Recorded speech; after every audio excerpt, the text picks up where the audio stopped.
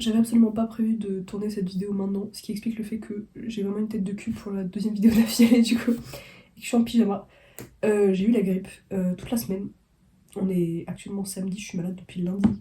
Ça commence à être vraiment super long. Mais j'arrive enfin à parler et à regarder devant moi sans avoir la tête qui tourne et avoir envie de crever. Du coup, je me suis dit que j'allais faire une petite vidéo pour montrer tout ce que j'ai lu en février. Il n'y a pas autant de trucs que j'aurais voulu, du coup, parce que j'étais malade et en fait 2 semaines d'affilée, du coup, parce que je me suis fait opérer des dents de sagesse. Je me suis fait opérer des dents de sagesse et j'avais tellement mal que je pouvais pas lire. Et du coup, j'étais malade toute la semaine. J'ai pas pu vraiment lire à part lundi où ça allait encore à peu près. J'ai lu un livre, enfin, vous allez voir, je vais vous raconter. Mais je me suis dit du coup que, comme tous les mois, on va aller faire une petite update. J'ai mon ordi avec Goodreads là parce que j'ai une très mauvaise mémoire. Il n'y a pas beaucoup de trucs que j'aurais voulu, on va dire. J'avais vraiment plein de plans pour lire et j'ai amené un livre avec moi parce que mes parents sont venus me chercher chez moi carrément parce que je vis toute seule. J'étais tellement au bout de ma vie qu'ils sont venus me chercher jeudi et parce que ça faisait une semaine que je crevais. On va le dire clairement, voilà. Donc, on s'était arrêté, si vous regardez la vidéo de janvier, on s'était arrêté au tome 2 de Alma de Timothée de Fombelle et j'étais en train de lire The Silent Patience de Alex Michaelide. Je sais toujours pas comment ça se prononce. Michael. Enfin, The Silent Patient. Donc, The Silent Patient, de quoi ça parle? Alors, c'est l'histoire d'une dame.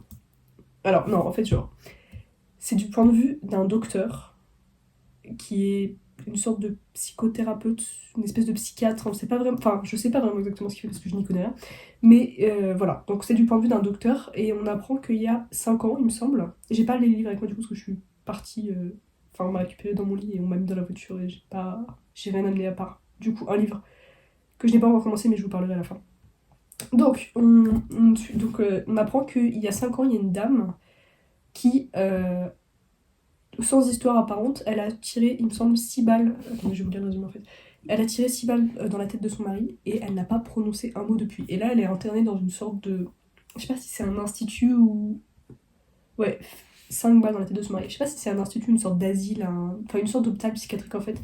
Elle est internée là et elle n'a pas prononcé un mot depuis. C'était il y a 5 ou 6 ans, quelque chose comme ça.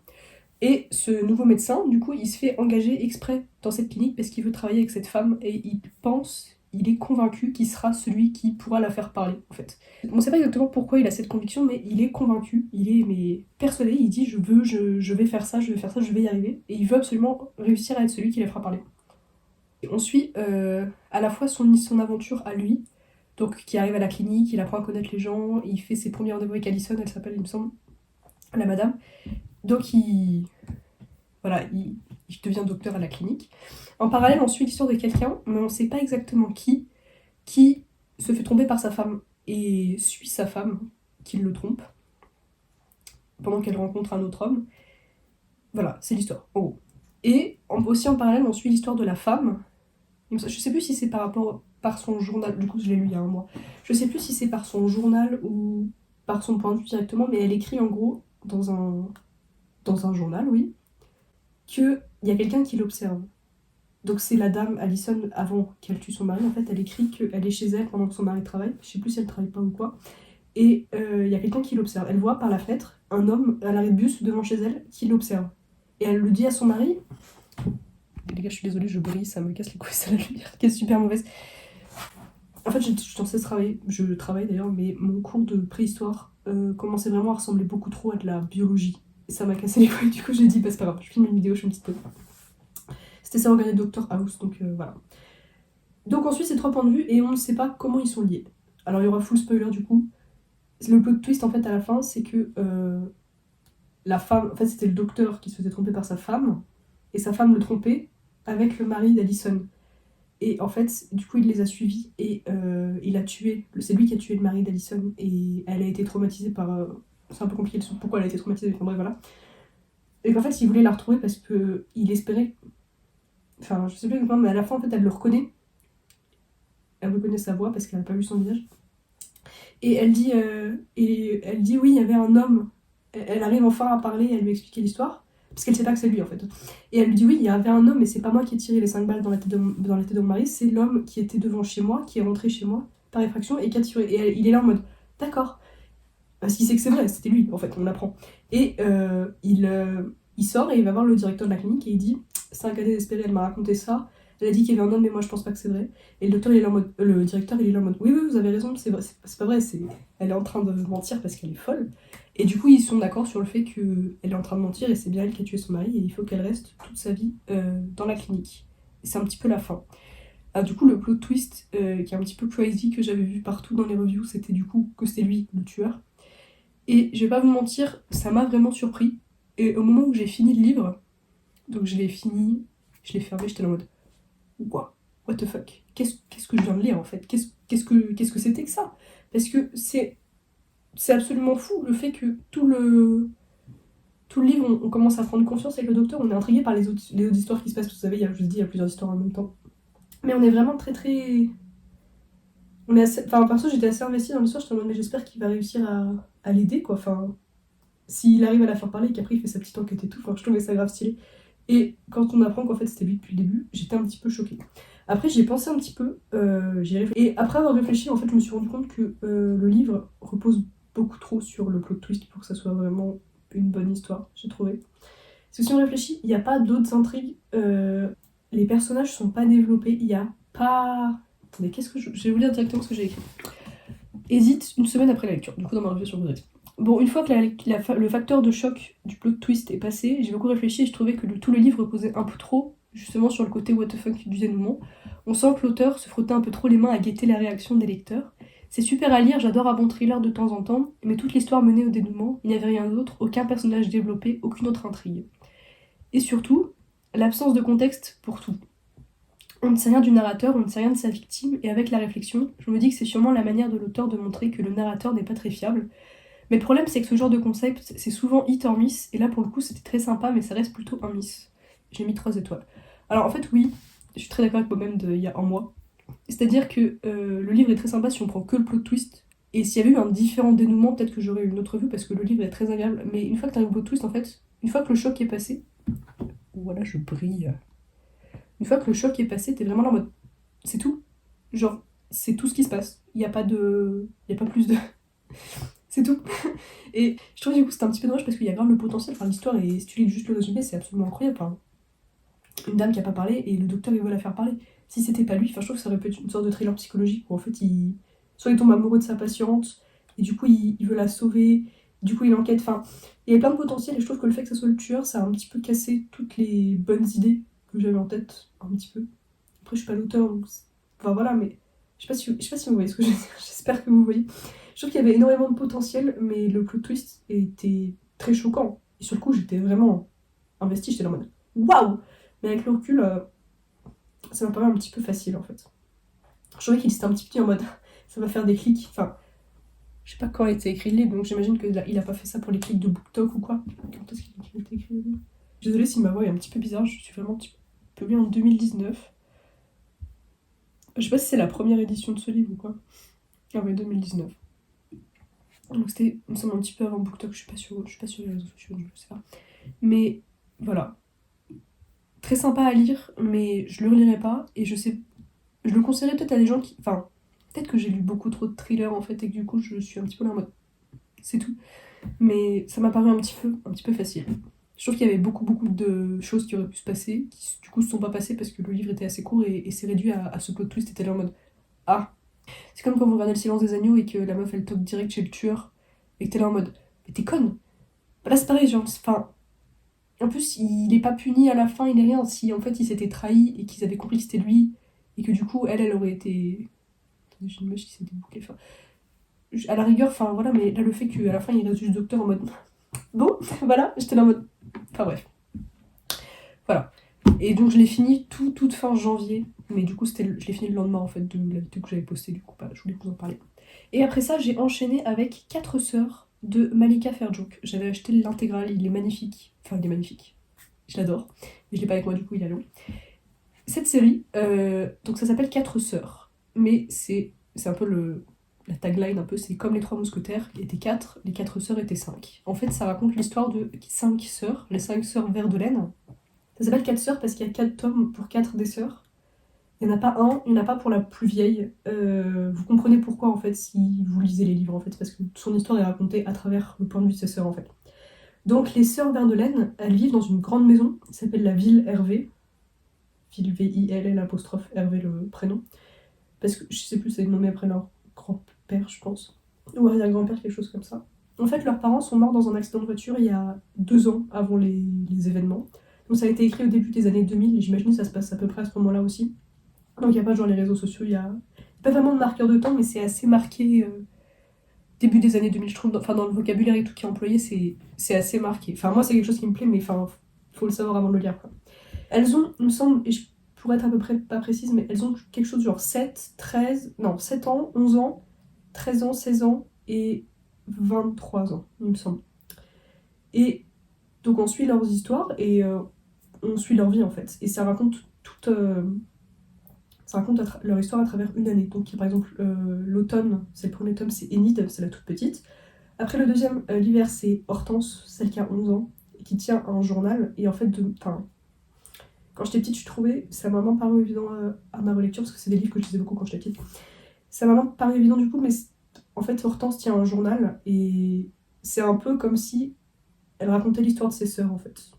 C'est un petit peu l'impression que j'avais quand j'étais petite. Je l'ai moins eu là, mais en fait, c'est comme si elle écrivait leur histoire, parce qu'on a des extraits sur le journal et tout, et la plume est assez similaire. Bah, du coup, c'est le tome. Ensuite, le tome 3, le printemps, c'est Bettina, qui a 13 ans, et qui est absolument insupportable. Et le dernier tome, du coup, l'été, c'est Geneviève. Et donc, on va suivre leurs histoires. Donc, elles ont différents âges, mais en fait, elles sont très très proches. Et en même temps, c'est très compliqué, parce que du coup, leurs parents sont morts, donc elles doivent vivre avec ça. Elles vivent du coup seules avec leur grande sœur qui gère, mais qui gère très mal. Enfin, elles sont pauvres en gros. Et en même temps, bah, elles ont leurs amitiés, leurs histoires d'amour, etc. Et voilà. C'est absolument fantastique. C'est pour moi un des meilleurs romans français qui existent actuellement. Et je pense que ça, je dirais ça pour beaucoup. Enfin, mais je le pense vraiment pour celui-là. C'est littéralement un de mes livres préférés au monde. Et je pense que je vais le relire. Vous allez le voir plusieurs fois dans mes vidéos Wrap-Up parce que à partir du moment où j'ai fermé l'intégrale, parce que du coup j'ai l'intégrale, il y a 4 tomes, du coup comme je vous l'ai dit plusieurs fois, mais j'ai l'intégrale, du coup je les ai tous lus d'un coup en fait. Et j'ai trouvé ça absolument incroyable, genre à partir du moment où je l'ai fermé, j'ai eu envie de le rouvrir pour le recommencer.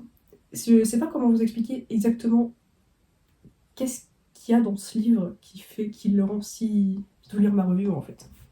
Je ne sais même pas par où commencer, tellement j'aime cette série. Tout, je dis bien tout est parfait. Littéralement, je suis incapable de trouver un seul défaut à ce livre. C'est extrêmement vrai. Ce que je trouve génial, c'est qu'en fait, l'auteur n'utilise pas la pop culture vraiment de l'époque où elle l'a écrit. Elle invente des noms. Genre, elle dit en mode ah, c'était le chanteur machin. Et en fait, il n'existe pas. Et je trouve ça. Enfin, je trouve que c'est quelque chose de. C'est des petits détails comme ça qui font que je trouve que c'est grave drôle parce que du coup, t'as limite envie de lire les livres qu'elles sont en train de lire, mais ils n'existent pas en fait. C'est l'auteur qui les a inventés. Je trouve ça rigolo. Pendant mon enfance, je les lisais et les relisais et re-relisais à la médiathèque constamment parce que ces livres m'apportent juste tellement de confort. Un peu de tristesse aussi quand on y pense parce que ça reste des livres assez tristes qui abordent des sujets assez douloureux. Oui, par exemple, le deuil. Enfin, il y a même un moment, il y a. Gros spoiler, mais dans le tome 2, Hortense se fait une amie qui a une leucémie et au final elle meurt. C'est. En fait, c'est très réel. Il y a des moments très très heureux, il y a des moments affreux, et c'est typique, je trouve, de la vie française, littéralement. Je trouve que, enfin, on dit toujours, ouais, la Tour Eiffel, les croissants, c'est la culture française, c'est ce livre en fait. Je sais même pas comment vous l'expliquer sans que vous le lisiez. Si vous avez grandi en France, je dirais avant 2020, parce qu'avec le Covid ça a dû changer, puis maintenant il y a les réseaux sociaux, etc. Si vous avez grandi en France avant 2015, c'est la culture française, je crois. C'est la French touch, tu vois. C'est littéralement, je sais, tout est, tout est réel, tout est correct, tout est bien écrit. Enfin, après j'ai dit, non, plutôt qu'il y a des sujets douloureux, mais en même temps ce n'est pas pesant parce que ces héroïnes sont tellement réelles, on peut être plus similaires de l'une ou de l'autre, mais d'une certaine manière, on se retrouve dans les 5 sœurs Verdolaine. Ma préférée, ça a toujours été Charlie, du coup c'est la plus vieille qui a pas de livre, parce qu'en fait, on- je sais pas pourquoi, enfin je sais pas comment vous expliquer pourquoi elle a pas de livre, mais si vous lisez, c'est assez clair. En fait, son histoire est racontée par ses sœurs. Au début, elle a son copain qui s'appelle Basile, qui fait littéralement partie de la famille. Puis, à un moment, il loue une chambre une des chambres de la maison, c'est une immense maison. Il loue une des chambres de la maison à un étudiant parisien et elle commence à sortir avec ce gars. Du coup, elle se sépare de Basile. Et au final, ils se remettent ensemble, mais c'est un petit peu compliqué et. Enfin bref, j'adore Basile. Peut-être peut-être parce que je suis une sœur aînée moi aussi, mais son histoire, bien que dite à travers celle de ses sœurs, puisque c'est la seule qui a pas de livre, résonne en moi d'une manière que je ne saurais pas expliquer. Et elle et Basile, oh my god, ils sont faits l'un pour l'autre, je veux rien savoir. C'est ce que je viens de vous dire. Enfin, C'est littéralement le genre de relation en fait où le mec il fait partie des meubles de la maison tellement il est là, genre. Je sais pas exactement depuis combien de temps ils sont ensemble, c'est jamais vraiment précisé parce qu'elle a 23 ans, il a genre. Il est beaucoup plus vieux, c'est un docteur. Non, enfin, il est pas beaucoup plus dans le sens bizarre, mais il a genre 27. Mais littéralement, de tout ce qu'il racontait dans le livre, c'est clair que pour les filles, pour ses sœurs et tout le monde, il est là, enfin. il- Voilà. Ils se sont perdus, je sais, mais ils vont se retrouver et finir leur vie ensemble parce que quelle autre possibilité, voilà, Basile est littéralement un des meubles de la maison. Je sens que ça va devenir une tradition de lire ce livre régulièrement tellement il m'a rendue heureuse, nostalgique aussi et un peu triste, par exemple la mort de Muguette, du coup je te disais l'amie d'Hortense, ou à chaque mention des parents Vermeulen, mais ça m'a aussi apporté une sensation étrange de confort que je ne saurais pas expliquer. Et voilà. Enfin vraiment, il faut lire cette série, je pense, pour tout le monde, quel que soit votre âge. Quand j'étais petite, c'était littéralement juste que je vous assure que j'allais à la médiathèque, je lisais Love Simon. Enfin à l'époque, il n'y avait pas encore le film, du coup ça s'appelait encore Simon. Je réfléchis, c'était quoi le titre français? Parce que le titre anglais c'est Simon versus the Homo sapiens agenda. C'est peut-être ça le titre en français aussi. Je sais plus exactement. Enfin bref, de Becky Albertalli. Je lisais ça, et Les Quatre Sœurs, et Tara Duncan, qui est encore des trucs que je lis actuellement en fait. Donc voilà, si vraiment vous n'avez pas lu cette série, foncez. Et au pire, vous dites le tome 1, vous lisez le tome 1, et si vous aimez pas, bah vous arrêtez. Mais honnêtement, enfin, voilà, le tome 1 est mon préféré, je pense. Enfin, c'est celui que j'ai lu le plus, du coup, parce qu'on l'a en BD aussi. Le tome 4 est vraiment pas mal aussi. C'est moins le préféré des gens, de ce que j'ai lu des reviews, mais pour moi, je trouve qu'il est très important aussi parce que c'est la conclusion un petit peu en fait de la fin de cette année qu'on a eue avec les sœurs. Et je trouve ça vraiment super. Voilà, j'ai parlé 6 ans. Euh, Après, j'ai relu Le Prince captif de C.S. Paca. Donc j'ai l'intégrale. Pas avec moi du coup, toujours. J'ai le même problème. Je l'avais déjà lu en juillet 2022. Je me souviens très bien, j'étais à Sienne, en Italie, pour les vacances. Il faisait 500 000 degrés. Du coup, toute l'après-midi, enfin en fait, genre, on sortait le matin très tôt et on mangeait en ville. Enfin, on mangeait, il faisait déjà chaud, donc on prenait genre une petite focaccia, un truc italien. Après, on rentrait à l'appart qu'on louait, à Airbnb, et on restait dans l'appartement sous la clim littéralement jusqu'à genre 17 h. Et là, on sortait la nuit, etc. J'étais avec mes parents, enfin. En 2022, j'avais genre 2 ans, donc. Enfin, vous voyez ce que je veux dire. Donc, j'ai lu ça en 3 jours, en 2022, parce que du coup, je lisais toute l'après-midi parce qu'il y avait ça à faire, il faisait tellement chaud qu'on pouvait même limite pas dormir en fait. Donc, Le Prince captif, c'est une trilogie qui est de la fantaisie, j'ai envie de vous dire, mais en même temps, il n'y a pas de magie. Mais c'est définitivement. Disons que l'univers fait très médiéval. Donc je tendrais vers de l'heroic fantasy, mais sans magie du coup. Enfin, genre, il y a des chevaliers, des épées, des combats à chevaux, il y a pas de technologie. Enfin, il y a un royaume avec des rois, etc. Donc l'univers est très, très médiéval. Mais il le langage pas du tout. C'est du langage actuel, limite. Le seul truc un petit peu bizarre de ce livre, et je vais vous expliquer le plot après, mais c'est important que vous sachiez ça si vous comptez le lire ou quoi, c'est que c'est érotique. Ce qui est quelque chose qui n'est pas visible sur la couverture, ce qui est logique, mais qui n'est pas non plus à aucun moment précisé dans le résumé, et je ne l'ai lu dans aucune review. Ce qui fait que je l'ai acheté en me disant, j'adore tout ce qui est truc de roi, machin, genre, c'est un peu genre Le Prince Cruel, sans la magie du coup, mais la vibe, genre enfin, les royaumes, etc. Sauf qu'il n'y a pas de magie du coup, je vous l'ai dit 6 fois déjà. C'est érotique en fait. Donc ça se passe à une cour, où le roi et tous ceux qui sont à la cour, tous les nobles, ont tous des esclaves sexuels et ils font des performances pour le divertissement du peuple, en fait. Enfin, pour le divertissement de la cour, en fait. Genre, ils ont des esclaves et ils les font s'affronter et le vainqueur le perd enfin. Enfin, genre, ou alors ils font des soirées, il y a des espèces de stands où les esclaves font des performances, du coup, et les gens peuvent se balader. Enfin, c'est assez lunaire, mais j'étais là, pourquoi pas. Ça m'a un petit peu surpris du coup parce que je m'y attendais pas du tout en prenant le livre parce que c'est une bookstagrammeuse française qui s'appelle Lia. Son compte Insta c'est From Books with Love qui m'avait conseillé de le lire du coup. Enfin, elle m'avait pas conseillé personnellement, mais elle avait fait une review et j'avais dit ah trop bien, ça a l'air génial. À aucun moment elle avait précisé et à toutes les reviews que j'avais lues sur internet parce que je regarde toujours sur Goodreads et tout. À aucun moment aussi j'avais vu que c'était érotique, du coup j'étais un petit peu surprise et je pense que du coup c'est important que vous le sachiez quand même. Donc on suit l'histoire de Damin. Damanios, c'est son vrai nom, mais il se fait appeler Damin, genre Damien, mais sans i. Et en fait, c'est le prince héritier d'un royaume, et son demi-frère le fait emprisonner et prend sa place, à la mort de son, enfin, peu après la mort de son père. Et il dit à tout le monde, ouais, Damin est mort, le prince d'Amagnos est mort, le prince d'Amagnos est mort. Sauf qu'il n'est pas mort. Et en fait, il l'envoie, en cachant son identité, à la cour du roi Laurent, qui est genre le roi voisin, le royaume voisin en fait. Sauf que, il y a une dizaine d'années, je sais plus combien exactement, Damagnos, enfin, quand il était encore le prince d'Amagnos, du coup, a tué le frère de Laurent. Ce qui fait que Laurent le veut mort, littéralement. Il veut pas de négociation, il le veut mort, en fait. Donc il se retrouve à la cour de ce roi qui, s'il apprend sa vraie identité, le tue. Et pourquoi il se retrouve à la cour de ce roi? Pour devenir son esclave sexuel, du coup. Donc déjà, enfin, vraiment gros seum. Enfin, son karma n'est pas terrible, on va dire. Et ce qu'il sait pas, c'est que... Enfin, il sait pas plein de choses, en fait. Laurent est pas du tout intéressé dans le fait d'avoir un esclave sexuel, sauf que du coup, comme c'est un cadeau, il est obligé de l'accepter. Il y a plein de complots. En plus, Laurent, il est pas vraiment roi parce qu'il a son oncle qui est le régent. Et en même temps, il se retrouve au cœur de plein d'intrigues politiques qu'il doit du coup résoudre. Et il veut aussi éviter que Laurent meure parce que Laurent, c'est sa seule possible porte de sortie. Si Laurent le libère de son rôle d'esclave sexuel, il est libre. Sauf que si Laurent découvre qui il est vraiment, il est mort. Donc, c'est tout un petit peu compliqué en fait. Et ça dure 3 tomes, mais le livre que j'ai en tant que trilogie est pas si épais que ça. Et c'est le premier truc qui m'a dérangé, qui m'avait pas vraiment dérangé. Enfin, si je crois que je me souviens que ça m'avait un petit peu what the fuck, la première fois que je l'avais lu, c'est que ce livre n'a pas besoin d'être une trilogie. Pas besoin. Littéralement, le premier tome se termine. Du coup, je relisais, enfin voilà. Et le premier tome se termine, j'étais en mode, c'est tout. Enfin, il s'est littéralement rien passé. Genre, je crois que de l'intégrale, le premier tome fait moins de 200 pages. Je voyais pas l'intérêt. Pareil, le troisième tome, enfin, les séparations entre le deuxième et le troisième tome, j'étais là en mode, ça n'a pas d'intérêt. Donc, je sais pas pourquoi ça a été une trilogie, parce que ça aurait très bien pu être un très gros livre. Et je pense que si j'avais acheté que le tome 1, et pas l'intégrale, mais juste le tome 1 et que j'avais lu, je ne me serais pas pris la peine de lire la suite, parce que le tome 1, il se passe littéralement rien, j'étais là en mode, c'est tout.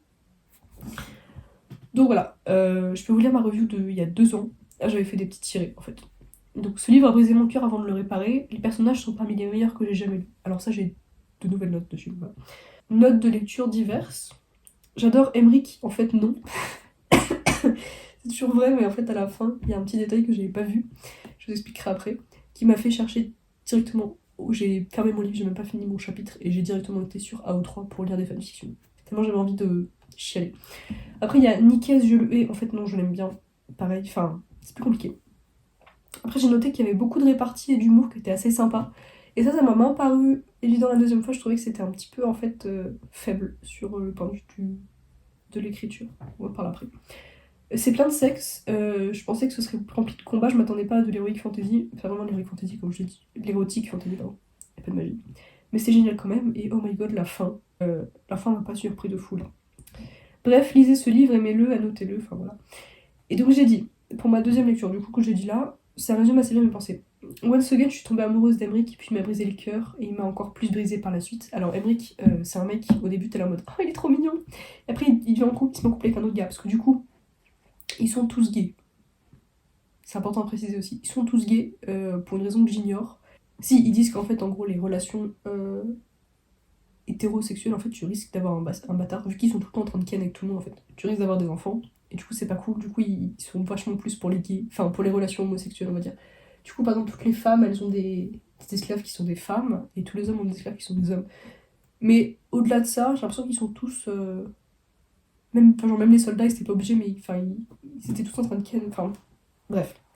Donc Emmerich il se met en couple avec un autre gars et on les voit un petit peu au loin, on va dire, genre de, de l'intrigue, parce que du coup Damin c'est un peu le capitaine de la troupe de soldats et c'est 2 de ses soldats.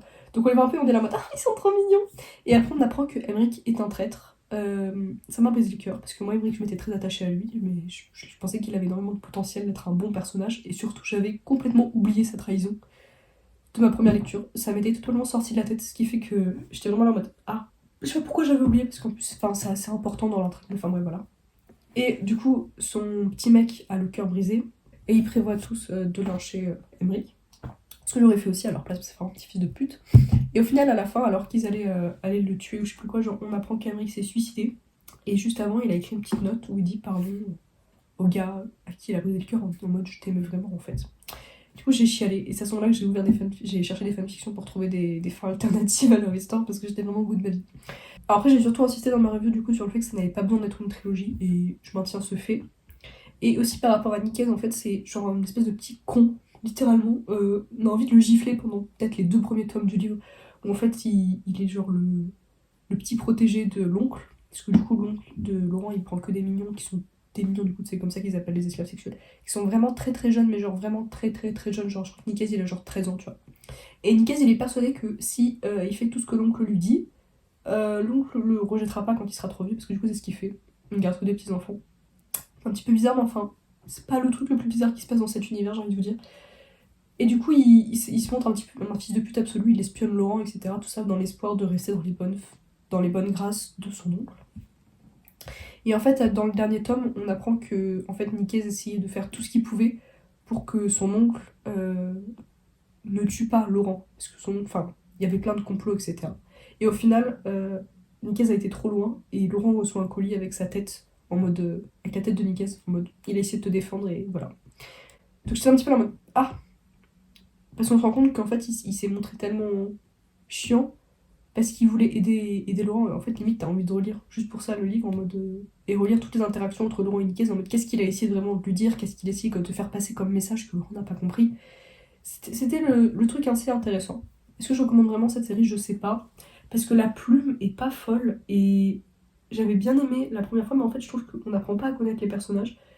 Ils ont pas vraiment de personnalité. Enfin, il n'y a pas vraiment d'humour en fait. Les dialogues sont assez plats. Et surtout, bah, on est censé croire qu'ils vont tomber amoureux d'Amand et Laurent, du coup, c'est ceux qui se passe absolument rien entre eux. C'est même pas en mode enemies to lovers parce que, enfin, ils étaient juste. Il n'y a pas de. J'étais un peu confuse à la fin quand au moment où ils ken, et ils sont en mode ah, je suis tellement amoureux de lui. J'étais là en mode mais tu le connais pas? Et surtout, enfin, ils ont pas d'alchimie. Enfin, il y a plein de passages où ils discutent et en mode on est censé croire que il y a du banter et tout. Enfin, je sais pas. Et pas mal. Enfin, vraiment le truc qui m'a le plus dérangé par rapport à ma première lecture, c'est que les personnages vraiment sont en 2 dimensions, y compris les personnages principaux. Ce qui fait du coup quand ils tombent amoureux, tu comprends pas pourquoi. Littéralement, je n'ai pas. Donc lisez-le si soit vous lisez pas beaucoup de fantasy et vous avez envie de découvrir un petit peu ce qui se passe, un truc un petit peu érotique, etc. Mais si vous cherchez quelque chose de vraiment une vraie histoire d'amour, parce que moi je m'attendais vraiment à genre une histoire d'amour folle, en mode il va libérer son amour, ils vont se battre l'un pour l'autre, etc. Non, ils se battent plutôt l'un contre l'autre, mais il n'y a pas vraiment de chemistry, quoi. Du coup, c'est le seul truc qui m'a un petit peu stoppé, parce que honnêtement, ça se lit très bien. Je l'ai lu pour vous dire. Attendez. Je l'ai lu en moins d'une semaine, l'intégrale. L'intégrale que j'ai, il fait genre 800 pages, quelque chose comme ça. Donc, c'est vraiment bien. Enfin, pour vous dire, je le lisais, enfin, vraiment, genre, je le sortais dans le métro, limite pour le lire en allant en cours. Enfin, pour vous dire, j'étais vraiment investie dans l'histoire. Ça se lit facilement, ça se lit très bien. C'est pas dur à comprendre. Comme il n'y a pas de magie, il n'y a quasiment pas de vocabulaire d'univers. Le seul truc qui peut stopper un petit peu, c'est toutes les références de lieux. Mais il y a des cartes au début, donc il faut juste limite un petit peu faire l'aller-retour pour savoir. Mais globalement, il n'y a aucun problème par rapport à ça. Ça se lit bien, voilà, mais c'est vraiment pas fou. Si vous cherchez vraiment de la qualité, surtout je pensais qu'il y aurait de la magie, il n'y en a pas. J'étais un petit peu là en mode ah. Mais voilà. Donc ça se lit. J'avais mis 4 sur 5 il me semble à la base, j'ai changé pour 3 sur 5. J'étais pas époustouflée comme je l'étais la première lecture où j'étais vraiment fan. J'étais en mode ah, c'était génial. Là j'étais là en mode ouais c'était bien.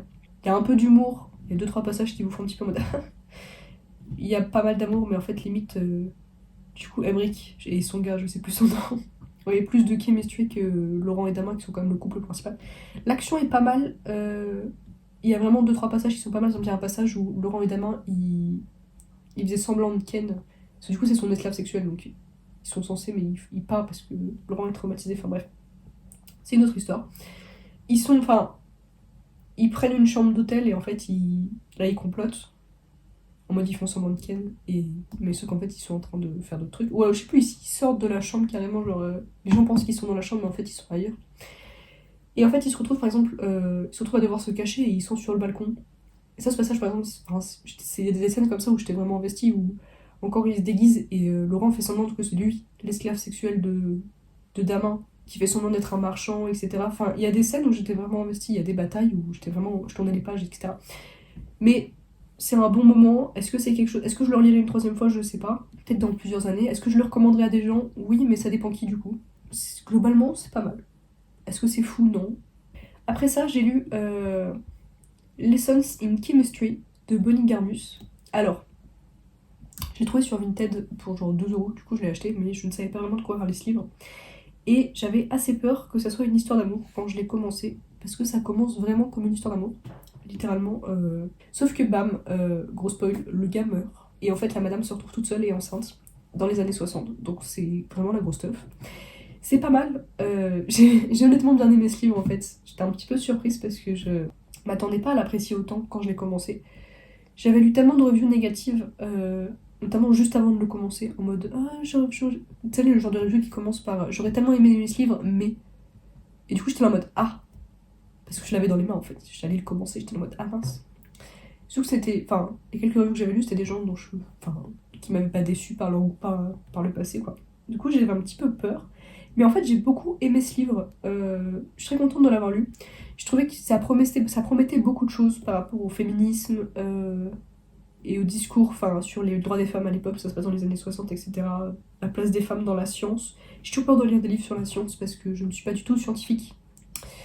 J'ai peur des sciences, littéralement. Je ne comprends rien aux sciences, je n'ai jamais rien compris. Je sais que je suis partie de mes cours de préhistoire, quand je l'ai dit tout à l'heure. J'ai fermé la page quand ça a commencé à devenir de la biologie parce que moi, non. Non. Donc j'avais un petit peu peur que ça soit vraiment dans la science et que du coup on comprenne rien. Mais en fait c'était hyper accessible pour ce côté-là, du coup c'était vraiment cool. Limite j'ai appris des choses. Ce qui est ouf, j'ai pas appris de choses en sciences depuis la 6ème. Après ça j'ai arrêté d'écouter aussi, donc voilà. J'ai passé un bon moment en lisant ce livre. Alors ça aborde des sujets assez sérieux, notamment genre le deuil, le sexisme. C'est un petit peu tout.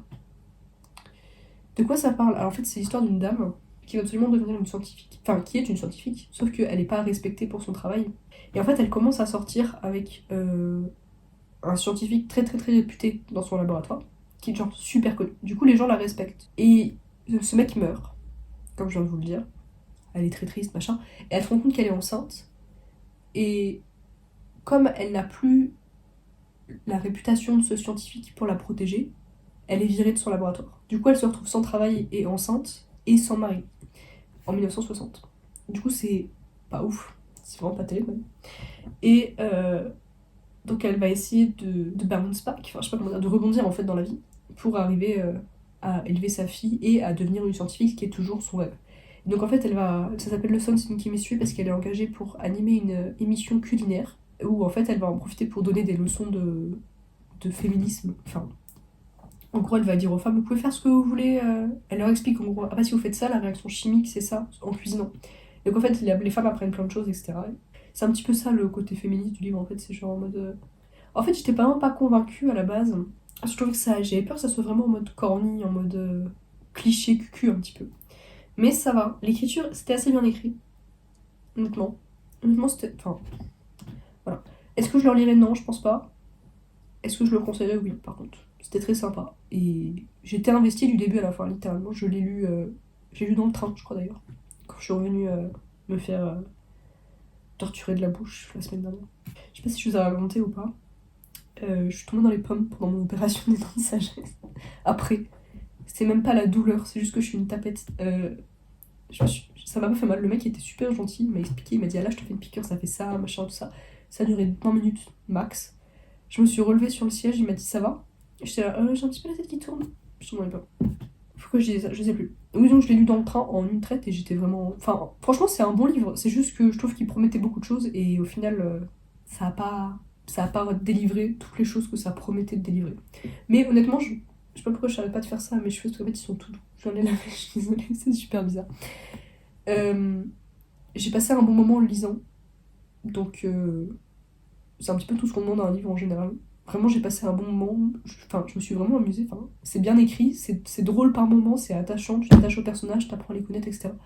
Après, j'ai relu On Earth We Are Briefly Gorgeous. Parce qu'en fait, à la base, j'avais prévu de rester chez mes parents que mercredi, enfin que le jour où je me opérais des dents de sagesse et de repartir le lendemain matin pour aller en cours. Mais j'étais trop mal, trop dans la douleur. Du coup, je suis restée jusqu'au week-end et j'avais pas de livre en fait. Du coup, j'étais littéralement là en mode. Ouais. J'avais juste emmené On Earth with Briefly Gorgeous que j'avais emmené pour le train à la base. Donc j'ai lu. C'est un livre assez court, on va dire. Enfin, Non, mais ça se lit tout seul. En fait, c'est l'histoire d'un garçon qui est, je sais plus s'il est vietnamien ou à moitié vietnamien. Il vit avec sa mère et sa grand-mère. Et ils ont tous fui la guerre du Vietnam.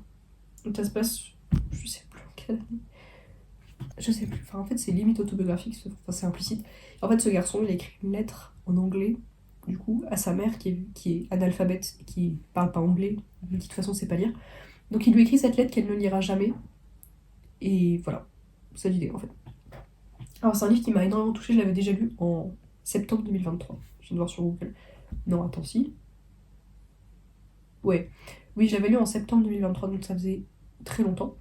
Et je me souvenais pas beaucoup des détails, il me semble que je l'avais lu. J'avais un petit peu. Enfin, pas skip des pages, mais j'avais été très vite la première fois. Et je suis contente du coup d'avoir plus pris le temps cette fois-là. C'est un livre qui est très touchant. C'est pas. Rien de ce qui se passe, je peux relate en fait. Donc je suis pas la meilleure personne pour vous dire si c'est bien abordé parce que je connais rien à la guerre du Vietnam. Je suis pas du tout vietnamienne. Euh, j'ai pas vécu à cette période. Je suis pas gay. Il parle du fait qu'il est gay. Je suis pas un homme. Enfin, rien de ce qui se passe dans ce livre en fait ne peut s'appliquer à ma situation. Du coup, je peux pas vous dire si c'est vraiment un bon livre sur ce sens-là. Mais ça m'a beaucoup touchée. Enfin, ma mère est pas analphabète. Rien de ce qui se passe en fait ne correspond à ma situation. Donc, je pense que je suis assez mal placée. Parce que c'est un livre qui, ça sent que c'est extrêmement personnel. Qu'il a écrit ce livre. Enfin, je sais plus si c'est explicitement une autobiographie, mais enfin, c'est vraiment un livre magnifique à lire. Mais comme je ne relate à rien, je me sens pas la meilleure placée pour vous parler de ce livre. Voilà. Je pense que vous pouvez regarder des interviews de Ocean Vuong qui pourraient être beaucoup plus intéressantes sur ce livre, ou regarder des vidéos de créateurs qui ont des expériences plus similaires. J'ai pas vraiment de recommandations qui me viennent comme ça, mais je pense que vous pouvez le trouver assez facilement. Donc voilà, je vais pas vous parler beaucoup de ce livre, mais je l'ai vraiment adoré, je pense que tout le monde devrait le lire. Mais voilà, je suis pas la meilleure personne pour vous parler de ce livre. Je suis pas assez éduquée en fait sur que ce soit la guerre du Vietnam ou ce genre de choses. Après, j'ai lu un tout petit livre que ma mère m'avait conseillé qui s'appelle Jour de courage de Brigitte Giraud. Alors, le résumé avait l'air génial. C'est l'histoire d'un gars qui fait un exposé devant sa classe. Parce que ma mère est prof au collège, pour ça, du coup, je lis sur ce livre. Donc, c'est un mec qui fait. Ça raconte l'histoire d'un gars qui fait un exposé sur les gays pendant la Seconde Guerre mondiale, plus ou moins. Voilà. Et en fait, accidentellement, il révèle plus qu'il n'aurait voulu à sa classe sur lui-même pendant cet exposé. Donc l'idée de ce livre me plaisait beaucoup, parce que c'est quelque chose qui m'a toujours intéressé, l'histoire des homosexuels pendant la Seconde Guerre mondiale. Enfin, l'histoire des homosexuels en général. Mais l'histoire des homosexuels pendant la Seconde Guerre mondiale, vu que c'est un sujet dont on parle pas par rapport par exemple, au génocide des juifs. Le génocide des homosexuels, c'est comme celui des tziganes et des handicapés, ça passe en second plan, alors que c'était là aussi, quoi.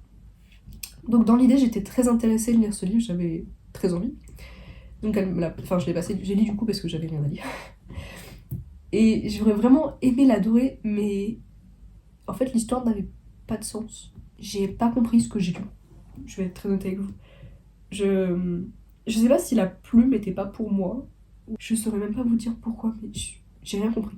En fait, j'aime beaucoup l'idée, mais l'exécution était vraiment terrible. J'ai écrit. J'étais vraiment convaincue par le résumé et la couverture était assez stylée aussi. Je sais pas si je peux le trouver là, mais ça sert à rien de toute façon. Mais vraiment, j'étais là, bon. Genre, je lisais page après page et j'étais là, je comprends rien de ce qui se passe. Peut-être c'est moi le problème, enfin bon, voilà, j'ai rien compris. Après que j'ai lu sur NetGalley, que j'ai eu la copie, enfin il me semble qu'il était juste comme ça, genre. C'est Embrasser Kaboul de Charlotte Erlich. Alors je sais pas s'il est déjà sorti du coup ou s'il va bientôt sortir, il me semble qu'il sort. Il sort le 6 mars, dans 5 jours. Et je pense que vous devriez le lire.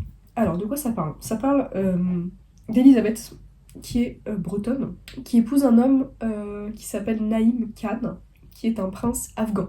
Ça se passe en 1926.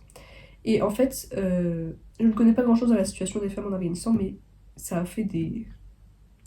comme ça, très très extrême, ok. Et en fait, elle le suit en Afghanistan où elle déménage avec lui et elle découvre en fait l'enfer de la condition des femmes au Moyen-Orient. Tout le monde l'avait prévenu. Elle avait dit à tout le monde mais non, t'inquiète, c'est des légendes, ça se passe pas vraiment, tout ça. Et elle y arrive, elle se dit ah, en fait si. En fait si, ça se passe comme ça. Et en fait, c'est raconté à travers la narratrice. Enfin, je sais pas si c'est une histoire vraie ou si l'auteur a romancé.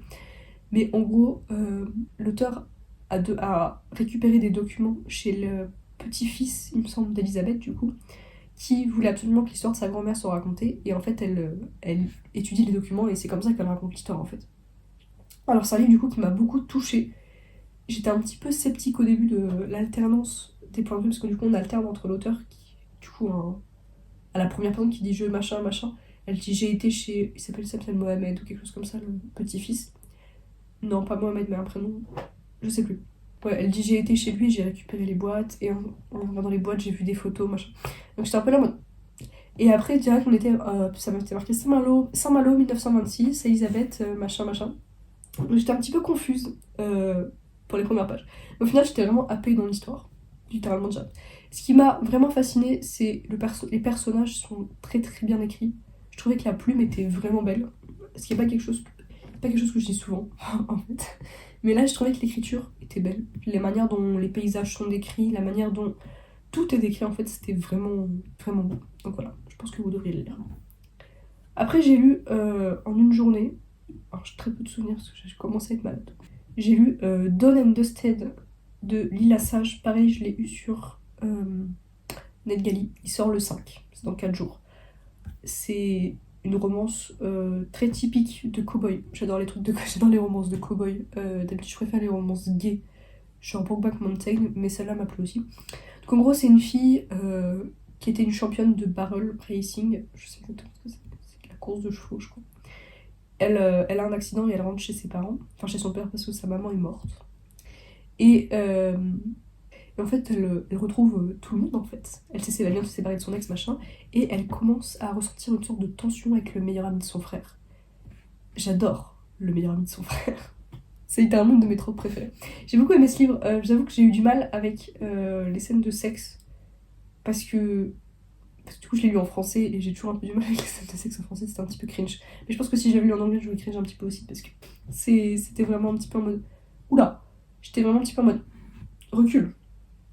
J'aurais. C'était pas du BDSM, mais c'était un petit peu bizarre quand même par moment. Mais à part ça, franchement, l'histoire était super sympa. J'avais peur que les personnages aient pas de profondeur. Parce que souvent dans les romances, voilà, mais ils étaient très attachants et j'ai eu passé un très bon moment. J'ai mis 3 sur 5 parce que ça reste. Enfin, pas de la très bonne qualité, mais voilà. Donc s'il y a une suite qui sort ou quoi et qu'on me l'offre, bah, je dis pas non. Enfin, franchement, c'était assez fun et je l'ai lu en une après-midi. Je crois que j'ai même séché un cours pour pouvoir continuer à lire. Pardon, maman. Voilà. Non, aussi, j'étais malade. Et j'ai aussi. Enfin, il m'a pris plusieurs jours et j'ai lu Alma, du coup, le tome 3, qui s'appelle La Liberté. J'ai pas écrit de review encore parce que je l'ai fini, du coup, sous fièvre. J'ai pas vraiment de souvenir de la fin. Je pense que je relirai la dernière partie. Donc je vous en parlerai, je pense, dans la prochaine vidéo parce que là, je n'ai pas écrit de review encore, du coup. Je me souviens pas de la fin. Mais le reste de la trilogie était vraiment génial, comme je vous en ai parlé beaucoup dans la vidéo précédente. Donc voilà, c'était super. Et actuellement, je suis en train de lire Not in Love de Ellie Hazelwood. Du coup, j'ai trouvé le. C'est long. Je vais pas vous mentir, c'est vraiment long. J'ai du mal. Je vais le finir quand même parce que voilà. Mais quoique, je sais même pas si je vais vraiment le finir parce que. Le problème des livres de Ellie Hazelwood, et c'est un problème que j'ai eu déjà avec le seul autre que j'ai lu en fait, qui est The Love Hypothesis, c'est que il me semble qu'elle est une scientifique, et en fait, moi pas. Ce qui fait que dès qu'elle parle de trucs de lab, je suis là en mode.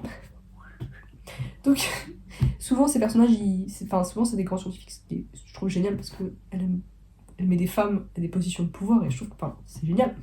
Mais très souvent, ça me détache de l'histoire en fait, et je suis là en mode ah bah je comprends rien, du coup bah en fait je vais me faire foutre quoi. Donc ça se passe un petit peu dans ce livre, surtout au début. Surtout que, enfin, je trouve que le chapitre du début est assez mal choisi, je trouve, parce que je comprenais rien, à la limite j'étais en mode c'est un mauvais PDF que j'ai trouvé, enfin, qu'est-ce qui se passe? Mais au final l'histoire commence et c'est assez sympa. L'intrigue est pas mal. Il me semble que le moment où je vous parle, je me suis arrêtée juste après une scène de cul qui était très, très gênante. Mais c'était juste moi et mon opinion sur les scènes de cul en fait. C'est pas forcément la faute de l'auteur, c'est juste que j'aime pas ça. J'aime pas les lire. Mais ça m'étonnerait qu'elle soit vraiment mal écrite. Enfin, en fait, le reste de l'histoire est pas mal, dans le sens où il y a de l'humour, c'est assez prenant, c'est assez bien écrit. C'est pas le genre de livre que je lirais spontanément, mais je me suis dit pourquoi pas pour une fois, quoi. J'ai pas grand chose de plus à vous dire pour le moment, il me semble que je suis genre à 30%, non, peut-être plus 40. Je sais pas. Je m'étais dit, bah, puisque je suis chez moi, autant lire, mais en fait, le fait de regarder mon écran me donnait tellement mal à la tête que j'ai laissé tomber. Donc, je suis dessus depuis 5 ou 6 jours. Mais au final, je l'ai lu vraiment que genre un jour. Donc voilà, je ferai plus de détails du coup dans la vidéo de mars parce que bah, je le finirai en mars vu qu'on est déjà en mars. Ensuite, qu'est-ce que je vais lire ce mois-ci? Alors, il y a plusieurs livres que j'aimerais lire. Déjà, j'aimerais lire Demon Copperhead. J'ai plus l'auteur en tête. Mais vous voyez, c'est le livre qui a été élu le meilleur livre du 21e siècle par le New York Times. Il est dans mon sac actuellement, je le sors pas parce que j'ai la flemme de me lever. Mais je veux vraiment le lire, ça fait depuis cet été que je veux le lire et je l'ai eu à Noël. Du coup, j'ai vraiment hâte parce que c'est un livre qui m'intéresse énormément. Le résumé me tente. Ça m'intéresse vraiment quoi.